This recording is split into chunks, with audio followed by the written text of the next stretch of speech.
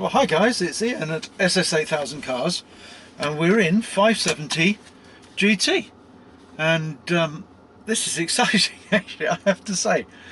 First of all, very different feel to the 675 LT stroke 650S. This car does feel much more usable. The dash is different, as I explained earlier, and the whole car has a much more luxurious feel, so you can see that it has a different mode in mind, or McLaren had a different use in mind for this car. Beautifully put together. You know, I think I've said this before, but McLarens are incredibly well engineered cars. From the steering wheel through to the controls to the operation of the infotainment centre, everything is controlled from the central piece here now, unlike the 650S where they still have the ventilation and air conditioning controls on the door panels themselves. That was changed for the 675 LT, but in the 570 GT and the 570S, it's all controlled from what I call and I think McLaren call the floating center console, and it gives a really nice feel to it. And this is the car that not only do you feel incredibly comfortable in, but you're also able to get in and out of it nice and easily. Getting into the 675 is an absolute doddle because it's downhill, and obviously gravity works its wonders, but when you're getting out, you do have to pull yourself out of the 675, and obviously because it has bucket seats, you have to move those back manually.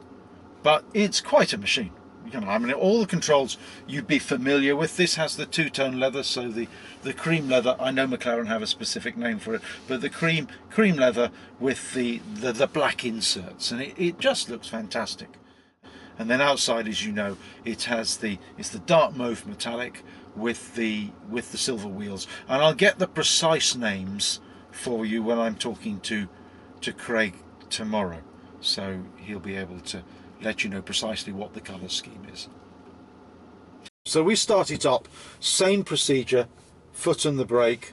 Obviously you have to have the keyless system, but you have to have the key in the car so it can detect it, and then push the start button, and the car will fire into life. It's warm at this stage, so it doesn't blast into life like it does with a cold start. It did on me first thing this morning, quite early outside the hotel, which was interesting, but nobody seemed to mind. Again, like the 675, I have never seen so much interest in a car. Now at Glen Eagles, this car, even at 7:30 in the morning, created a huge stir, and everybody was coming. Well, it's everybody. Those people that were around were all wanting to have their shots taken with the car and show how the doors come up and down, and the guys that work at the hotel were all taking shots with their. So I mean, it's just sort of unheard of. I had my FF at Glen Eagles, and no, people didn't ignore it, but neither were they as enthusiastic about it as they are with this. And everybody recognises McLaren as a British manufacturer, and I think that's really exciting. McLaren has a single purpose, sort of honed with a single purpose in mind, and that is to be the best engineered sports car in the world. And certainly from my experience so far, I have to say, I'd say they've got to be right up there, and I don't think that claim is an exaggeration at all. Down on the center console we have the active dynamics panel, which I think we covered earlier, and basically it's the same as in the LT. So you've got the handling pack on the left hand side, which is normal, sports and track. I tend to have it set in sports, but it doesn't get activated until you push the active button.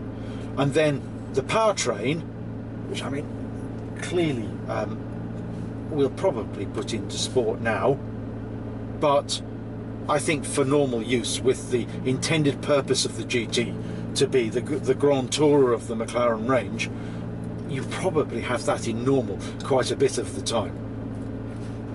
So we activate the active dynamics panel, and now these buttons, the handling and the powertrain, are brought into play.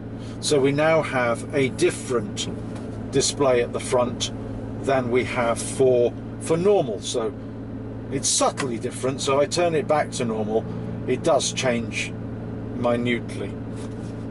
Okay, so back into sport with the handling, and if we turn it into track, this is the bit I really do like.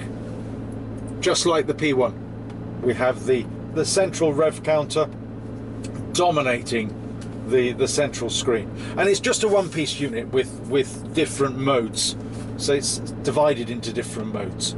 And then on the left hand side is all your infotainment and sat nav information, which is pulled up from here onto the little screen here.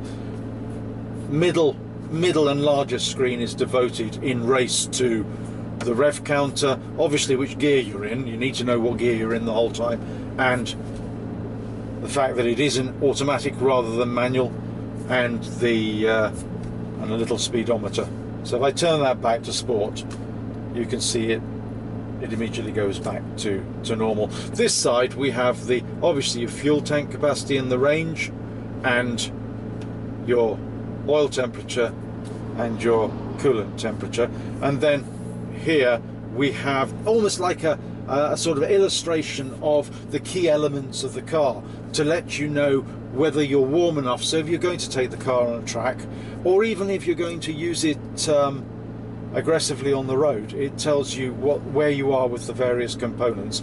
And there's a little line that comes round the outside of the car to tell you when your tyres are warm enough as well. One other thing about these cars is the tyres need to be warm when you're actually using it. Alright guys, well I really hope you enjoyed that. Ian from SS8000 Cars signing off. But thanks for watching, and make sure you subscribe.